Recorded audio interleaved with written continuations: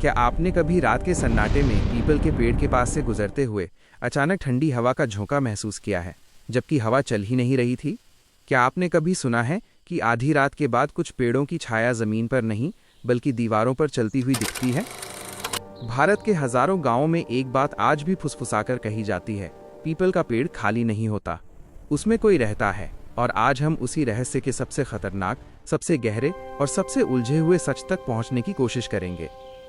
रात के ठीक 12 बज रहे थे जब राजीव ने शर्त लगाई कि वो गांव के बाहर खड़े उस पुराने पीपल के पेड़ के नीचे 1 घंटा बिताकर दिखाएगा। आसमान बादलों से ढका था, चांद बीच बीच में झांक रहा था और पेड़ की लंबी जड़ें जमीन पर ऐसे फैली थीं जैसे किसी ने हाथ फैलाकर रास्ता रोक लिया हो। जैसे ही वो पेड़ के पास पहुंचा, आसपास का तापमान अचानक ठंडा महसूस हुआ। हवा बंद थी, फिर भी पत्ते कांप रहे थे, तेज, असामान्य, बेचैन कर देने वाले। उसने मोबाइल की फ्लैशलाइट ऑन की, रोशनी ऊपर गई तो शाखाएं स्थिर, रोशनी हटाई तो फिर वही कंपन। तभी उसे साफ सुनाई दिया, 2 अलग अलग दिशाओं से आती धीमी फुसफुसाहट, जैसे कोई बातचीत कर रहा हो। उसकी धड़कन तेज हुई। अचानक ऊपर से सूखी टहनी नहीं, बल्कि जैसे कोई भारी चीज कूदी हो, धप। उसने पीछे मुड़कर देखा तो कुछ नहीं, पर उसे साफ महसूस हुआ कि कोई उसकी गर्दन के पास खड़ा है, सांस ले रहा है। वो भागा। अगले दिन उसने सिर्फ इतना कहा, पेड़ के ऊपर सिर्फ पत्ते नहीं थे, कोई और भी था। गांव के बुजुर्गों ने सिर हिलाकर कहा, हमने पहले ही कहा था वहां आत्माएं रहती हैं। और सच कहें तो भारतीय परंपरा में पीपल केवल एक पेड़ नहीं, एक आध्यात्मिक केंद्र माना गया है। भगवद गीता में श्री कृष्ण स्वयं कहते हैं कि वृक्षों में वे पीपल हैं, अर्थात ये दिव्यता का प्रतीक है। बौद्ध परंपरा में गौतम बुद्ध को ज्ञान पीपल के नीचे ही प्राप्त हुआ और आज महाबोधि मंदिर उसी घटना का जीवित प्रतीक है। कई पुराणों और लोक कथाओं में इसे पितरों और सूक्ष्म शक्तियों का निवास स्थान कहा गया है।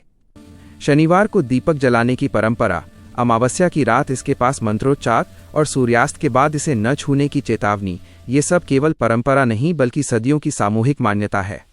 ग्रामीण समाज में ये विश्वास इतना गहरा है कि लोग कसम खाकर कहते हैं, रात में वहां खड़े हो जाओ, कोई न कोई तुम्हें देखता जरूर है। और सच में, जब आप अंधेरे में उसकी हजारों पत्तियों की हलचल, शाखाओं की परछाइयां और अजीब ध्वनियां सुनते हैं तो मन मानने लगता है कि शायद ये केवल पेड़ नहीं है। लेकिन अब रुकिए, अगर हम उसी रहस्य को विज्ञान की रोशनी में रखें तो तस्वीर बदलने लगती है। पीपल, जिसका वैज्ञानिक नाम फाइकस रिलिजियोसा है, उसके पत्तों का लंबा और पतला डंठल हल्की सी हवा में भी तीव्र कंपन पैदा करता है, जिससे लगातार सरसराहट होती है। इसकी घनी संरचना ध्वनि को परावर्तित एको करती है, जिससे फुसफुसाहट जैसा प्रभाव बनता है। रात में कम रोशनी में मानव मस्तिष्क पैटर्न खोजने की कोशिश करता है। इसे पैराडोलिया कहते हैं, जहां छाया भी आकृति लगती है। पेड़ पर रहने वाले चमगादड़ और रात्रिचर पक्षी अचानक उड़ान भरते हैं तो भारी चीज गिरने जैसा भ्रम होता है। इसके अतिरिक्त रात में पेड़ों के आसपास कार्बन डाइऑक्साइड की मात्रा अपेक्षाकृत अधिक हो सकती है, जिससे हल्का चक्कर या घबराहट का अनुभव होता है और दिमाग पहले से सुनी कहानियों के कारण उस अनुभव को अलौकिक रूप दे देता है। इसे फियर कंडीशनिंग कहा जाता है। इतिहासकार मानते हैं कि अंधेरे में जंगली जानवरों से बचाने के लिए भी ऐसे विश्वास गढ़े गए होंगे। यानी जो आत्मा महसूस होती है वो ध्वनि विज्ञान, मनोविज्ञान और पर्यावरण का संयुक्त प्रभाव हो सकता है। अब सवाल फिर वहीं आकर खड़ा हो जाता है, अगर सब कुछ वैज्ञानिक है तो हजारों लोग एक जैसा अनुभव क्यों बताते हैं? क्यों लगभग हर गांव में पीपल से जुड़ी समान कहानियां मिलती हैं? क्या यह सामूहिक कल्पना है या सामूहिक अनुभव? क्या विज्ञान ने हर रहस्य को पूरी तरह समझ लिया है या अभी भी कुछ अनजाना बाकी है?